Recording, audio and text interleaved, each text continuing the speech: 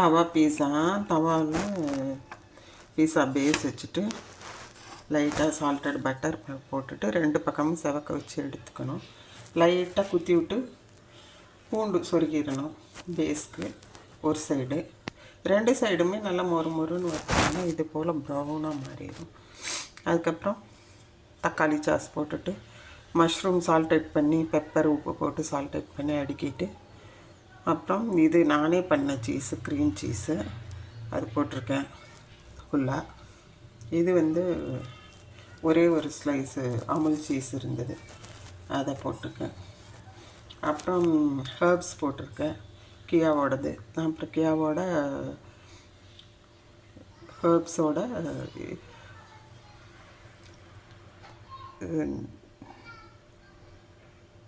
Chilli flakes அது போட்டிருக்கேன். அவ்வளோதான், ஃபினிஷ் பண்ணியாச்சு. மறுபடியும் டொமேட்டோ சாஸ் லேஸாக போடணும் மேலே. அவ்வளோதான், ரெடி. கட் பண்ணால் போதும். முறுன்னு வந்துருக்கு உங்களுக்கு.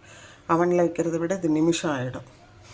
என்ன பண்ணணுன்னா இது மாதிரி இது பண்ணிவிட்டு லெட்டு இட்லி மூடி இது போல் போட்டுட்டு அதுக்கப்புறம் பண்ணினீங்க சூட்டோட கொஞ்சம் நேரம் அப்படியே ஆஃப் பண்ணிவிட்டே வச்சிடலாம்.